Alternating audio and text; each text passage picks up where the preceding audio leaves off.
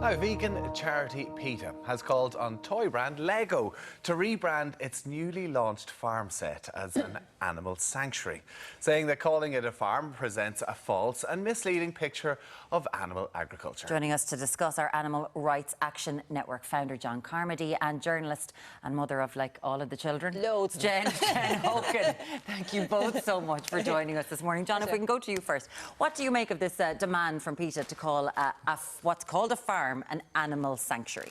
Well, I think PETA are on the mark again on this one, and I think Lego has made a misstep on this. As a matter of fact, what it's shown on the box that's just after being launched is animals looking and appearing happy, when the reality is this is not the case for animals on today's modern factory farms and slaughterhouses. So ideally, PETA are coming with a very reasonable request to Lego, which is to rebrand it, to take them off of the shelves and put something on that shows the reality of taking animals out of abusive situations and into a sanctuary. So do you feel the same for fire stations or ambulances? Should they have dead bodies and morgues and those as well for 2 to 5 year olds? Well, here's the thing. I suppose kids in this day and age, we can no longer dupe them, because with a click of a button... I have a 2-year-old and a 5-year-old, and I dupe them on a daily basis. Well, it's all about compassion and kindness, and I think in this day and age we need a little bit more kindness with everything that's going on in the world. But Lego surely should rethink their position on this one. Putting out a product that's not showing the reality is in many ways duping kids that will be buying these sets. We've been long conditioned to think that animals are on farms that are happy and that they're well looked after, and in most cases with factory farms and slaughterhouses around the world, this is not the case. I suppose it depends. Not just depends on where you are, but in Ireland, like, you know, we kind of grew up on farms. It was a lovely place. I knew all the cows. It was a small dairy farm. You know, all the animals were treated really well, and of course, until they were slaughtered. I get that. But, you know, is it just a bit... It's not a big deal. It's just changing a word. Jen, what do you think? I mean, I can understand, and I think, like, everybody has huge concerns about animals, and I know myself, I know it actually did have an impact on me when I learned what happened to the animals and where our food came from, so I do know that. But I do think when you're looking at this is age 2 to 5.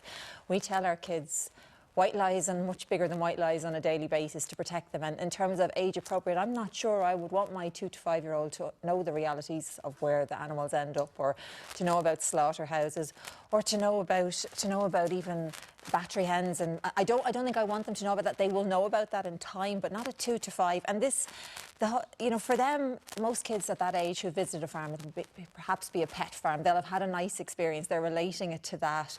But then, is that why there's not a big deal calling it an animal sanctuary? Because they've probably gone to a petting farm and been like, oh, well, this is an animal sanctuary. So it's just a change in a word. I mean, you could argue that, but at the same time, you know, kids hear about what farms are. What's a farm? They play with toys. They play with toys which represent things that they know. They play with, like, little supermarkets because that's what they know. They play with farms because that's what they know. You see all these... But in an increasingly globalised world, you don't have kids we're not agrarian anymore. You know, there's more people living in cities. Yeah. So they don't know what a farm is. They might not... Like, they probably never visited a farm ever. You'll see the likes of my kids, the Dove kids. But that's Ireland. You know, there's 5 million of us. We're talking about a worldwide global brand for an awful lot of people that mightn't be going near a farm. Do we want to tell a 2 to 5 year old?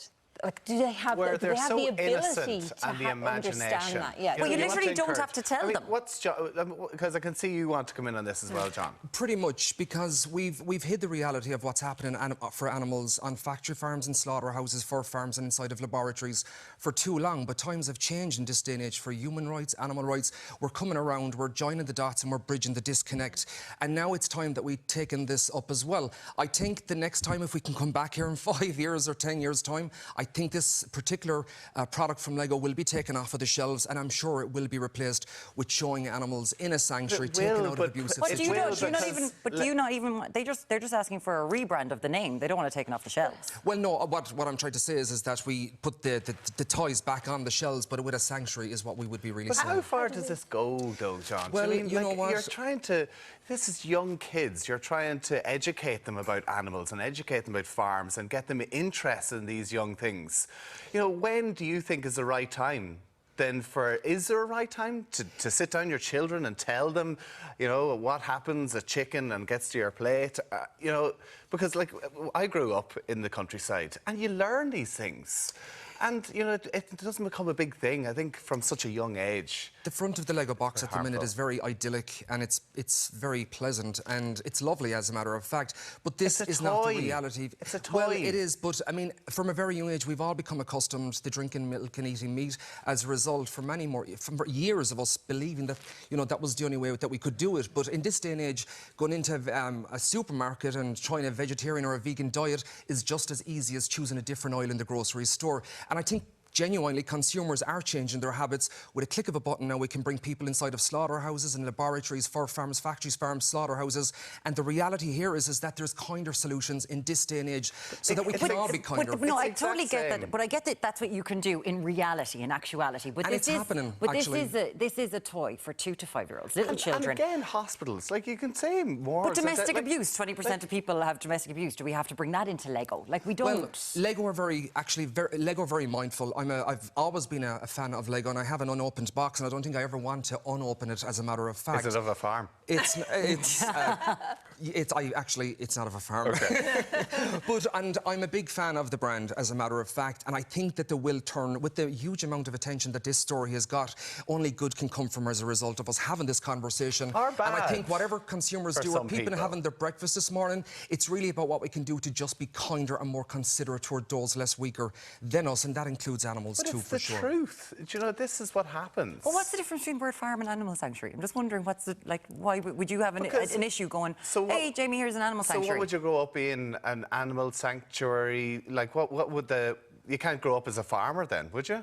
So do you say, to get the farm set? How do we teach our kids about a farm then? Are we just going to pretend farms don't exist? Like, this is how children Can we bring them learn. inside of today's farms? No, then? not a 2 to 5-year-old can't, because you have to be age appropriate here too. And that lovely idyllic view that kids see of hospitals and of farms and of fire stations, that's what they should see at 2 to 5, because we don't want them exposed to the realities. Well, let's do it the other way around. That's a different situation. Let's set up a little set that shows animals in a sanctuary that are taken but from again, abusive we're situations. ignoring the fact that farms but exist. Here's the other thing as well, if I can say this. You know, I've long campaigned to get religion out of Irish schools. I think it should be replaced with a kindness towards animals project, because I can assure you that we will be more respectful, we'll have less indifference towards each other, and there'll be less violence in this world too. And I think, again, we could do with a little bit more kindness in this world, for sure.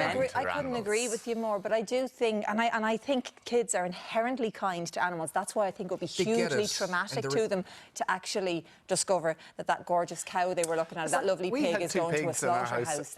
Oh, here we go. I don't want them to know it. 2 to 5. Pork and chop. Pork and chop. Because we knew what the reality of what way it was going to be. And I think that, you know, kids, as they grow older... Yeah, of course. So you grow older and you know that these things, that's the way it is. And that's about making that decision. But I think to be hitting Lego for young children at this age, I think is a little bit too far. They do lead the way an awful lot of the time. I know that a business teacher in our school, Miss Ford, she used to bring people in junior cert cycle, you'd have to go to a slaughterhouse. Because she was like, this is what happened. Yeah, in junior cycle. Oh my God. Yeah. It's traumatic. There was a lot of vegetarians. After that, yeah. But I'm just wondering what you think about that, about waiting until to do something more practical, more real world, John, in school, to go, OK, let's go, this is your school tour. I think anything that we can do to make a difference and to be kinder is truly to be commended.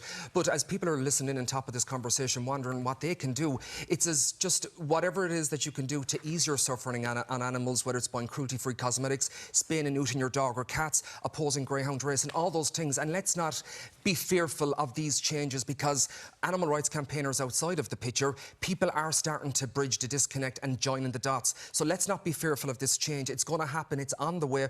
Like I said, with a click of a button, we can now go into all these industries, and there is kinder, more humane alternatives out there. So let's not panic. Let's do this together, and we'll have a more kinder world, for sure. You're saying that it's going to happen. And the thing is that Lego might bow to this pressure that's coming on. But would you say that it's pressure coming by the minority people, that the majority of people actually who have children would like to keep the farm set as is? And it's a shame that Lego are probably going to change for, you know, a minority of people, the likes of PETA, to say we shouldn't do it? You know, it's as a matter of fact, it's consumers are going to change this, whether we like it or not. It's no longer animal rights campaigners that are outside of stores with the pickets or doing the press interviews. People are joining the dots. They're making these decisions. And even right now in Ireland, we've got fur farms out of the way. We've got wild animals out of circuses, and we're bringing in other legislation as well. It's fantastic, the amount of change that's happening.